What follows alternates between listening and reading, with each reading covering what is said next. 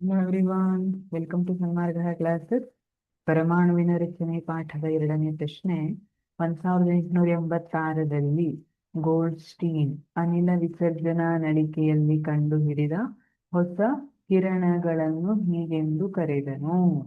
ಅನಿಲ ವಿಸರ್ಜನಾ ನಳಿಕೆಯಲ್ಲಿ ಗೋಲ್ಡ್ಸ್ಟೀನ್ ಅವರು ಕಂಡುಹಿಡಿದಿದ್ದಂತಹ ಹೊಸ ಕಿರಣಗಳು ಯಾವುದಿತ್ತು?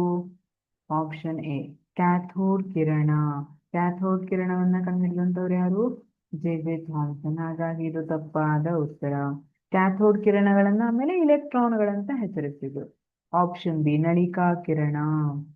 ಹೌದು, ಸರಿಯಾದ ಉತ್ತರ ನಳಿಕಾ ಕಿರಣ. ನಳಿಕಾ ಕಿರಣಗಳನ್ನ ಆನೋಡ್ ಕಿರಣ ಅಂತ ಕೂಡ ಕರೀತಾರೆ ಅಲ್ವಾ. ಆಮೇಲೆ ಅದನ್ನ ಪ್ರೋಟಾನ್, ಈಗ ಅದನ್ನ ಪ್ರೋಟಾನ್ಗಳು ಅಂತ ಕರಿತೀವಿ. ಆಪ್ಷನ್ ಸಿ ಆಲ್ಫಾ ಕಿರಣ. ಆಲ್ಫಾ ಕಿರಣ ಅಲ್ಲ, ಗೋಲ್ಡ್ಸ್ಟೀನ್ಗೆ ಆಲ್ಫಾ ಕಿರಣಕ್ಕೆ ನಿಮ್ ಪುಸ್ತಕದಲ್ಲೆಲ್ಲೂ ಸಂಬಂಧ ಕೊಟ್ಟಿಲ್ಲ. ಆಲ್ಫಾ ಕಿರಣಕ್ಕೆ ಮತ್ತೆ ಯಾರಿಗೆ ಸಂಬಂಧ ಕೊಟ್ಟಿದ್ದಾರೆ? ರುದರ್ಫೋರ್ಡ್ ಅಲ್ವಾ. ಹಾಗಾಗಿ ತಪ್ಪಾದ ಉತ್ತರ. ಆಪ್ಷನ್ ಡಿ ತಟಸ್ಥ ಕಿರಣ. ಇದು ಕೂಡ ತಪ್ಪಾದ ಉತ್ತರ. ಸರಿಯಾದ ಉತ್ತರ ಅಂದ್ರೆ ಆಪ್ಷನ್ ಬಿ ನಳಿಕಾ ಕಿರಣ. Thank you.